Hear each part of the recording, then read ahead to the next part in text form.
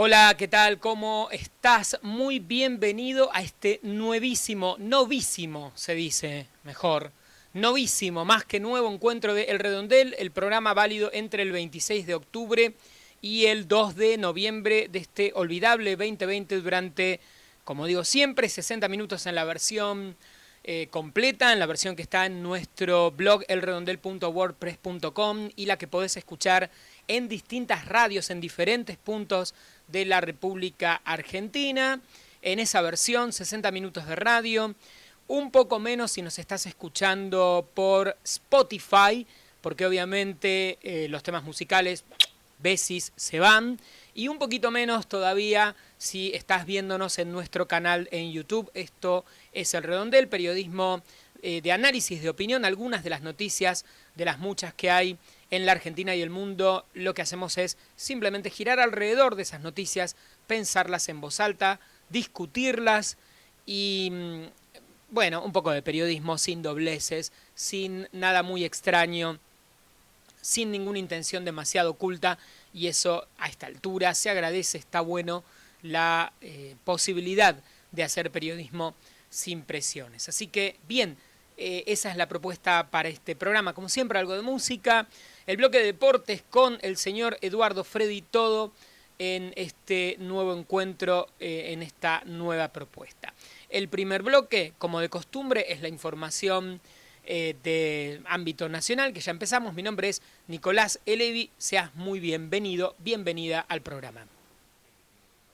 Como siempre, la información política para nosotros es todo, prácticamente todo es política, algún tipo de política hay, por ejemplo, el tema coronavirus, que sigue siendo el más importante desde nuestro humilde punto de vista. ¿Por qué es el más importante, aunque no se hable tanto ya en los medios y aunque pareciera que no tenemos tantos casos o que estamos superando la pandemia? La verdad no la estamos superando. La Argentina está teniendo cerca de 300 fallecidos por día promedio.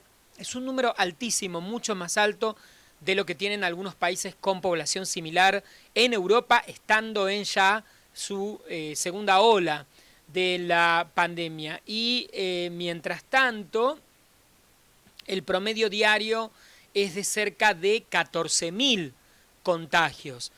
Si prestamos atención a una población de 40 millones, 14.000 contagios tampoco es tan baja. Así que sin dudas el número de personas que muere por día y el número de contagiados que tenemos, lo que nos muestra es que la pandemia sigue siendo un problema grave en la Argentina, y a decir verdad, podríamos casi inferir que como buena parte de la explosión se pospuso porque nuestra cuarentena en el inicio fue muy intensa.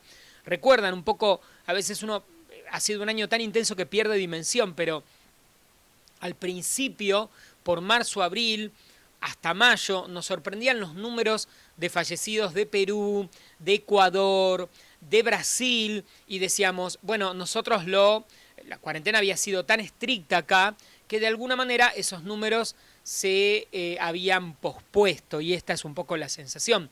Finalmente, a mayor circulación, mayor número de contagios, lo que es muy obvio, y entonces esos números están ocurriendo en la Argentina, en buena parte del país, en estas últimas semanas, en estos últimos meses.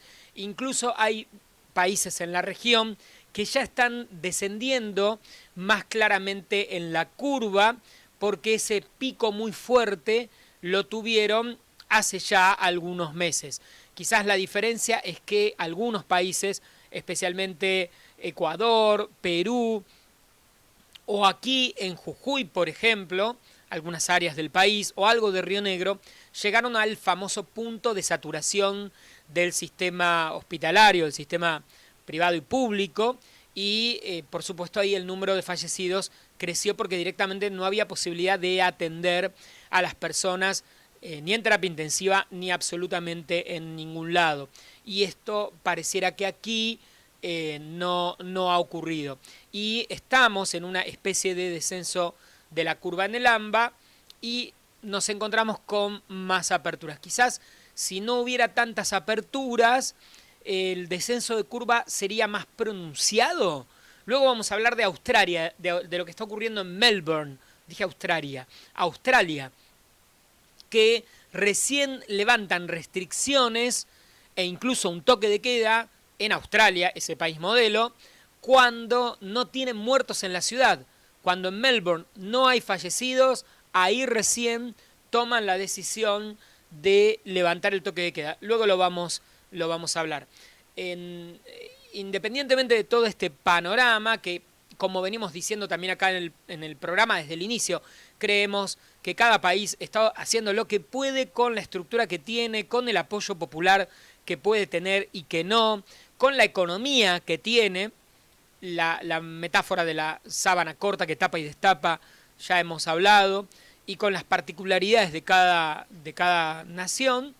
El coronavirus va a seguir acompañándonos mientras nos siga preocupando, mientras sigamos preocupados por el número de fallecidos, de enfermos. Esto viene para largo. Ojalá el descenso de la curva nos dé un poco de espacio, respiro, y se profundice para que tengamos algunos meses de mayor libertad o apertura en las limitaciones de acercamiento social y actividad económica, porque es muy probable que haya una nueva ola, ¿no? Que algunos ya estiman para abril, para marzo, abril, mayo, incluso este paralelismo de que aunque el coronavirus se expande igual en el verano que en el invierno, al menos en Europa sí hubo un menor número de contagios en la época de verano, pero también hubo más movimiento, lo que terminó un mes y pico después en mayor número de contagios. Las discusiones en estos días tienen que ser cómo y cuánto abrimos. Acá en el Redondel hemos dicho bienvenidos los protocolos y bienvenidas las aperturas, pero que alguien los controle, porque si hay protocolos de distanciamiento, protocolos de limpieza en bares, en restaurantes, pero nadie los verifica y no se cumplen, como hemos podido ver y seguramente ustedes también, entonces, la verdad, ¿cuál es el chiste del protocolo? Que nadie va a cumplir y que nadie va a verificar y que nadie va a ser sancionado si no lo cumple. Esa sería una buena pregunta. ¿Para qué redactamos un exhaustivo protocolo si luego la gente está toda una encima de la otra, nadie limpia la mesa del bar, las sillas están unas pegadas de la otra, la gente no los cumple? Olvidémonos de los protocolos, digamos que cada uno haga lo que quiere y se cuide como quiere y pueda, y chau, listo. Y al menos dejamos de redactar y de hacer esta sobreactuación en los medios, diciendo que no hay protocolos estrictos.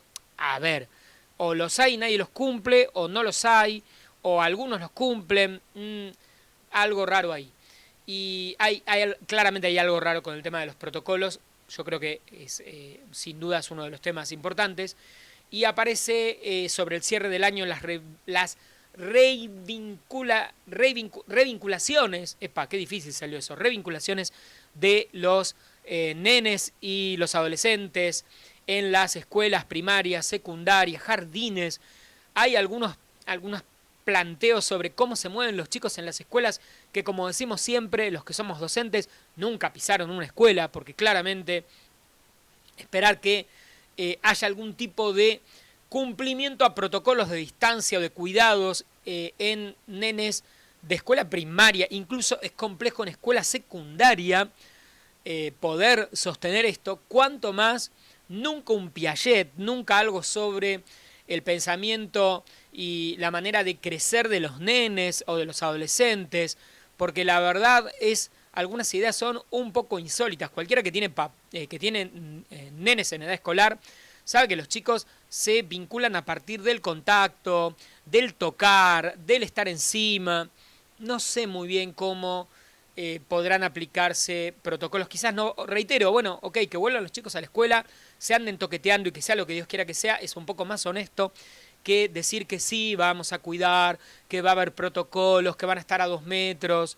No sé cómo se puede aplicar eso. De hecho, lo vemos, no se puede aplicar en jóvenes adultos en un bar, que andamos por la calle y vemos chicos que tienen 20 años y están uno encima del otro, porque hay que esperar que se aplique en nenes que tienen 6, 10 años. ¿Y quién va a controlar que eso ocurra, ¿no? Una maestra de grado, un maestro, un profesor, rarísimo.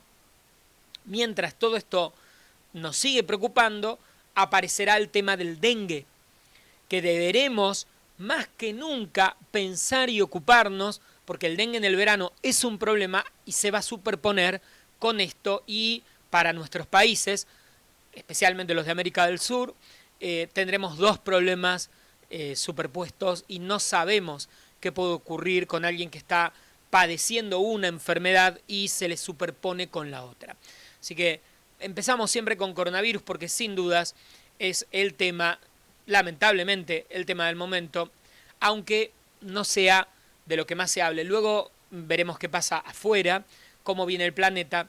Otro de los temas de esta semana es el extraño conflicto de la familia Echevere en Entre Ríos, una historia que tiene muchos ribetes de telenovela, aparentemente un conflicto entre tres hermanos varones, una hermana mujer a la que nadie nombra, ni la madre ni sus hermanos, y todo un conflicto que implica, por supuesto, una herencia, no tener en claro quién es el dueño de y quién no es el dueño, la denuncia por usurpación sobre la hermana en su propia tierra, pero no tiene que ver con la hermana, porque fuertemente lo que los hermanos Echevere, a quienes denuncian, al no nombrarla a Dolores, a quienes denuncian por ocupación, es a la gente a la que Dolores entró, o permitió entrar en la casa en un proyecto, en su campo, en este famoso proyecto Artigas del que venimos hablando. Hay algo muy raro, ¿no? Hay algo que no estamos sabiendo,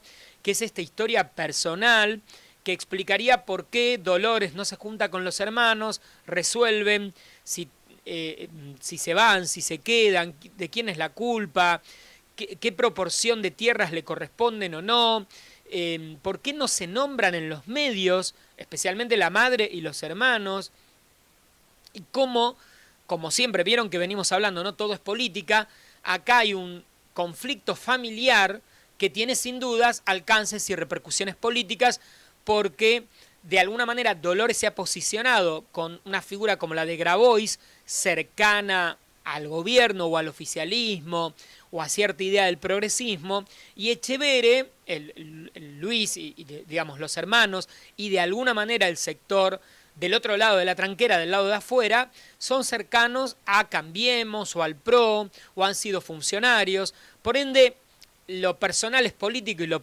político es personal, ¿no? Acá hay como una especie de posicionamiento, hay una interna familiar por cuestiones de herencia, pero en el medio de toda esta historia también hay una decisión de plantearse políticamente de esta familia en un lugar y en otro, como en tantas familias divididas por cuestiones ideológicas. Acá esto también está dando vueltas.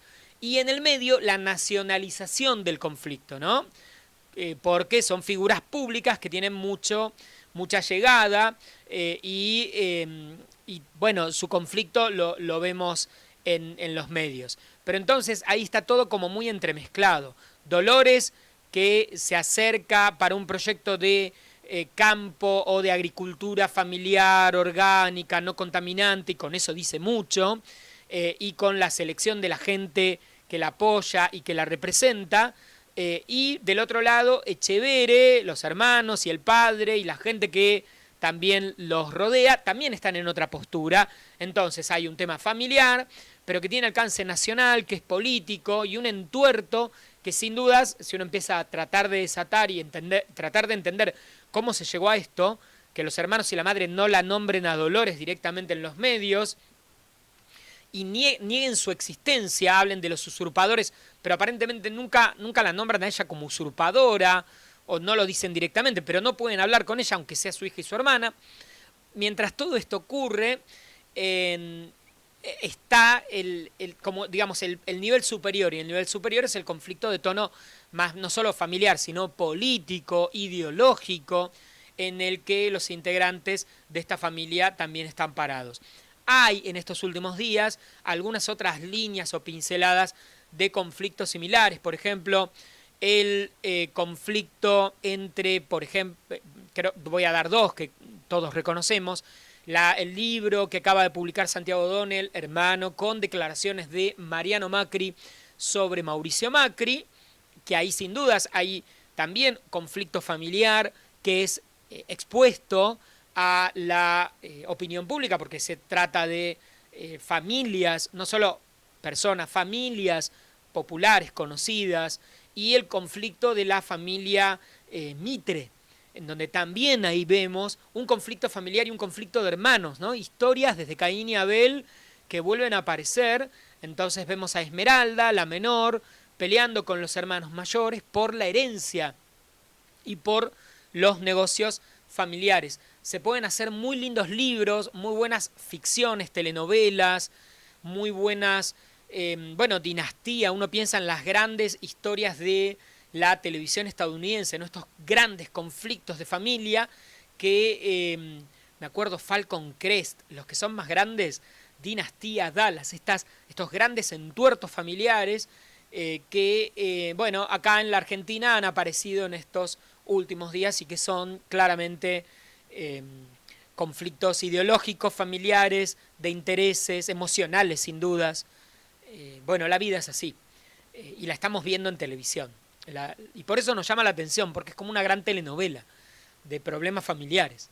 Y uno dice, bueno, mi familia tiene problemas, pero la verdad, esta gente está mucho peor, así que sigamos viendo que al menos todo lo que yo creí que era un problema en mi familia no es tan grave en comparación con esta gente que se ignora, se encierra, se pone cadenas, se pelea y se denuncia en los tribunales. Yo me peleé con mi hermano, o tuve una discusión con mis viejos, pero esto no parece tan grave.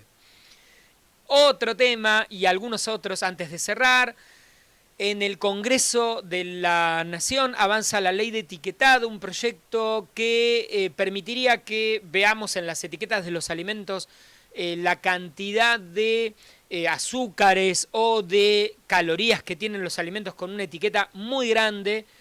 Hay gente generalmente en contra, la industria alimenticia. En otros países, en México y en Chile, este sistema de etiquetado ya funciona. Brasil tiene otro con semáforos. Me parece que es interesante porque sin dudas todo lo que nos permita comer mejor, más sano y que las empresas, la gran industria de la alimentación, piense cómo lograr alimentos de mejor calidad es válido. Y quizás esto pueda permitirle a la gente tomar más conciencia sobre qué come y qué consecuencias trae en su alimentación la elección de ciertos productos. Pero igual hay mucho debate en estos días. Y me quedo sin voz, me voy con dos temas. La Corte Suprema, ¿se acuerdan del apuro de la Corte cuando rápidamente con el tema de los 3 jueces que todo este tema de que el Senado no les daba el ok, no se habían presentado al Senado, habían sido trasladados en la época de Mauricio Macri, lo hablamos, la discusión de a quién podían beneficiar en estos puestos, si a Macri en posibles futuras situaciones judiciales, a Cristina Kirchner, si podían cubrir, a favor o en contra de quién podían operar estos jueces.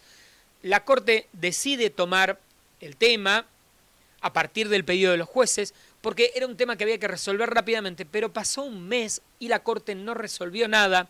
Hay, según los trascendidos, en estos días podría haber algo y es muy interesante, ¿no? Porque recuerdan cuando ante la denuncia la Corte dijo vamos a tomar este caso y vamos a resolver.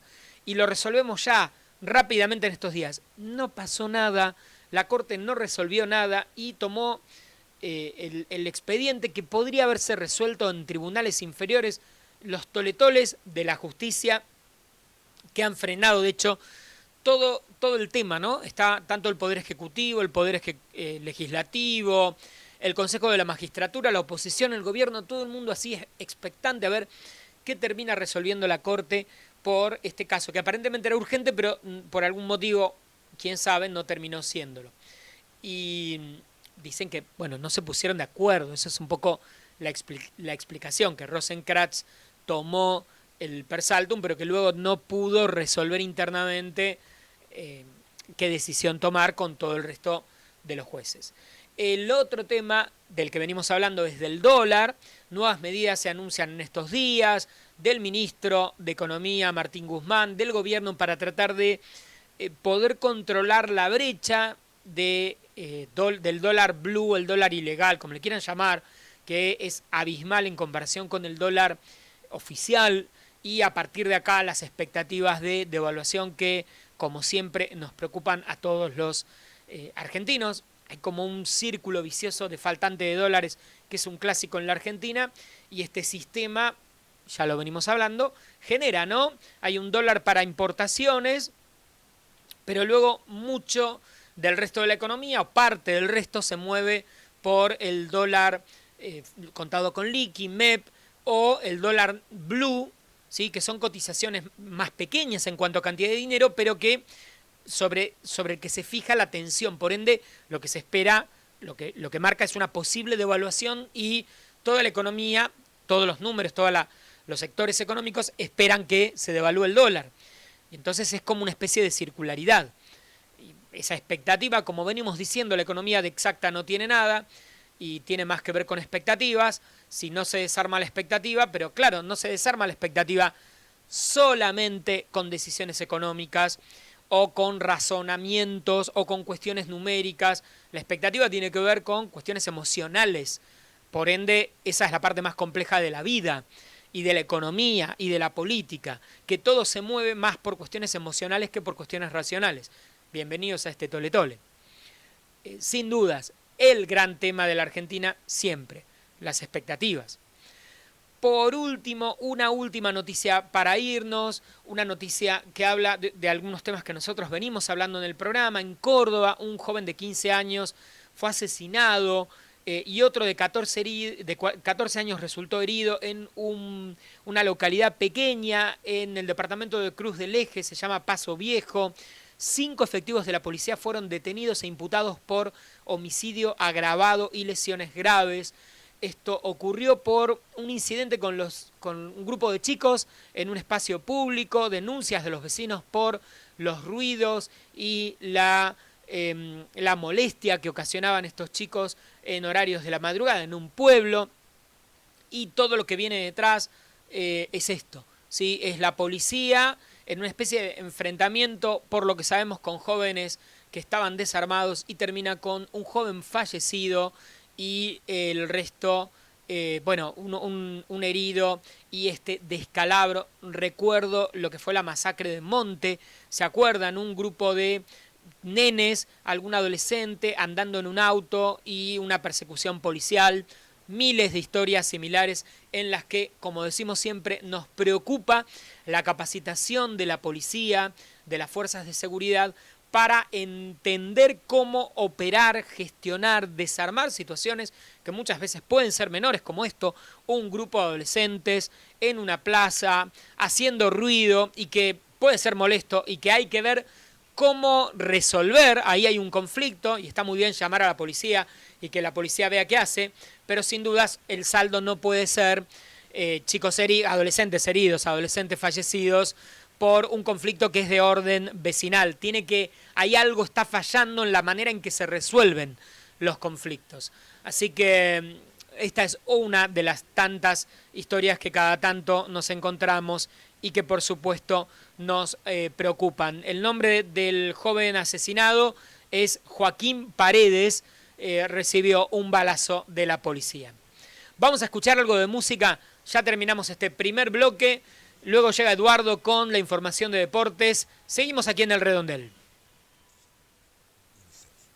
Ya estamos en el bloque del medio del programa, como siempre, el ratito para contarte cómo podés escucharnos, descargarnos, seguirnos. La primera data importante, tenemos un blog, elredondel.wordpress.com. Todo lo que te voy a contar ahora está ahí, así que si vas a elredondel.wordpress.com podés escuchar el programa, verlo en YouTube, podés tener toda la data, la info, descargarlo directamente, descargarlo para tenerlo completo. Incluso desde ahí, si sos una radio que quiere incluir en su programación el ciclo, el programa, podés descargarlo desde ahí en forma gratuita. Además nos escuchás en Spotify, nos buscás como El Redondel Periodismo Sin Lados Oscuros, vas a ver el logo que es un redondel, te suscribís y listo, o a través de nuestro canal de YouTube, que es youtube.com/elredondel, obviamente. También estamos en redes, no en todas, ¿en cuáles? En Twitter y en Instagram como @elredondel, así que nos encontrás súper fácil. Y en Facebook somos El Redondel Periodismo, o sea, @El Redondel Periodismo o facebook.com/El Redondel Periodismo. Y por último, 2 alternativas más para que estemos en contacto, aparte de las redes sociales, el blog y la mar en coche. Tenemos correo electrónico elredondel@gmail.com, elredondel@gmail.com, y por último tenemos un WhatsApp. El número es más 190 2702 2775, más 190 2702 2775, así lo tenés que cargar en contactos, agregarnos, y de esa manera nos podés mandar mensajes de audio o mandar mensajes de texto. En definitiva, estas son las alternativas para que estemos en contacto semana tras semana. Mi nombre es Nicolás Elevi, en redes me encontrás como @Nelevi, Nele, B larga y latina en todas partes, y así nos seguimos, nos contamos la vida, opinamos, hacemos periodismo, compartimos noticias o lo que tengas ganas. Bien, dicho todo esto, nos queda un pedacito de tanda y llega Eduardo Freddy con la información deportiva aquí al Redondel. Vamos a repasar cómo está el planeta con relación al tema coronavirus. Las noticias no son buenas, realmente no son buenas. De hecho, cuando vemos lo que se informa a nivel internacional, se plantea que estamos en los momentos en los que hay más contagios a nivel global. Así que, paradójicamente, aunque ya pasó la primera ola en Europa y está llegando la segunda, Estados Unidos el número sigue siendo importante, en América Latina no ha bajado tanto, por ende el número de contagiados diarios en general siempre suele ser récord. En comparación con el día anterior siempre suele haber más contagiados, aunque por supuesto no en todas partes, no en todos los países del mundo el número de contagios sea igual, ni la manera en la que se mueve esta pandemia sea similar. Un ejemplo claro es lo que ocurre en Europa, que ya tuvo una ola muy marcada y ahora está entrando en esta segunda ola con 52.000 positivos en un día, por ejemplo, en Francia. Es una cantidad de contagios impresionantes, por supuesto, al ser más joven la gente que se contagia y estar más preparado el sistema de salud, más experimentados los médicos en general, ya a esta altura el número de fallecidos es menor en proporción de lo que ocurrió al inicio del año, ¿no? En marzo. Pero el dato de Francia o los datos de Inglaterra o los datos de España son preocupantes con la política que ya vimos, ¿no? De toque de queda, que algunos critican porque lo que plantean es desde las 10, 11 de la noche hasta las 6, 7 de la mañana no se puede estar en la calle, hay multas, son muy caras, nada puede estar abierto, pero durante el día todo funciona igual, por ende, ¿cuál sería el chiste si la gente no cumple el distanciamiento, todo el mundo se mueve, los bares, los restaurantes, todo está abierto durante el día? Claramente que no está abierto durante la noche. Para muchas actividades es una gran limitación económica, de eso no hay dudas. Sea como fuere, algunos plantean que la idea del toque de queda es como una especie de política que los gobiernos aplican para que luego, cuando finalmente se decida un nuevo confinamiento general y total, bueno, sería algo así como, le fuimos avisando de a poco, ¿no? Primero dijimos, estén guardados desde las 10, 11 de la noche hasta las 6 de la mañana, ahora vamos a extenderlo al resto del día y habrá que ver qué es lo que ocurre porque las protestas son similares en todo el mundo, porque la economía, porque la gente que trabaja, porque los restaurantes, es que toda la sociedad está armada para funcionar de una manera, no puede funcionar de otra y no hay estructura, ni el país, ni el mejor país del mundo con la mejor economía del mundo no puede dar respuestas a esta situación tan grave. Otros ejemplos que tenemos para mostrar estas distintas políticas que cada país va tomando frente al tema pandemia es el cierre de fronteras en Uruguay durante el verano, una política bien diferente a la de la Argentina. La Argentina va a abrir las fronteras para recibir turistas durante el verano, pero Uruguay las va a cerrar. Así que veníamos hablando, ¿no?, de la comparación de por qué Uruguay tiene ciertos resultados, mucho menor número de enfermos y fallecidos en comparación con la Argentina. Comparemos qué ocurre luego del verano con la política de cierre de fronteras del Uruguay y la política de apertura de la Argentina. Habrá que ver, hay que esperar, pero ven cómo cada país está planteando políticas distintas.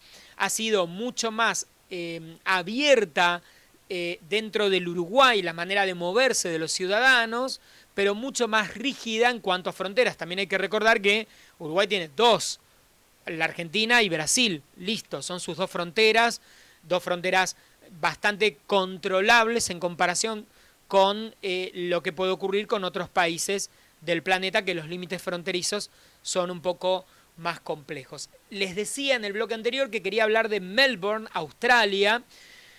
Finalmente en estos días, luego de tener su primer día sin casos nuevos de coronavirus en más de 4 meses, el jefe de gobierno del estado de Victoria, donde se encuentra la ciudad de Melbourne, decidió hacer la salida de esa cuarentena estricta en la que estaban desde principios de julio, todo agosto, todo septiembre y hasta el 20 monedas de octubre.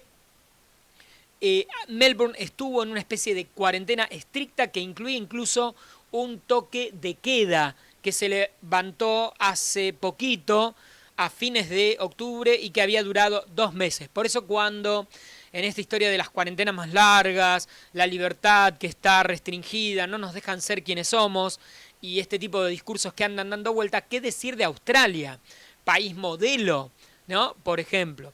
O qué contar de otros lugares en los que, o Francia, libertad, igualdad y fraternidad, pero a las 11 de la noche todos adentro. Así que, bueno, dar ejemplos para romper un poco también a veces cierto aire que da vueltas en las noticias, que descontextualice y no termina de contar todo lo que está ocurriendo, o la diversidad de alternativas y de formas de enfrentar esto, que en general, reiteramos siempre, son parecidas, un poco más duras, menos duras, más extremas, pero no hay mucho más para hacer. Otros temas. Para terminar el bloque de información internacional, finalmente Chile tendrá una nueva constitución dictada, la paradoja de Chile, ¿no? Un país que salió de su dictadura ya hace cuántos años y sin embargo se seguía rigiendo por una constitución que había sido establecida por un gobierno dictatorial.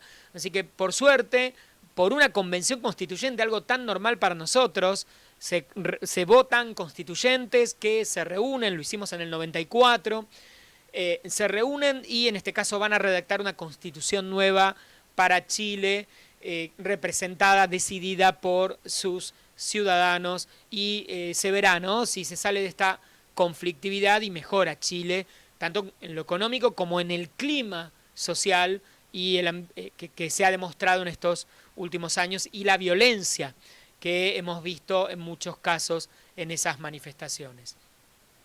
En estos días, nos quedan muy pocos días, estaremos hablando de, tras la elección de Bolivia, el plebiscito en Chile, la elección en los Estados Unidos. Veremos si Joe Biden, que va primero en las encuestas por el momento, se consagra como el ganador o no en el sistema estadounidense.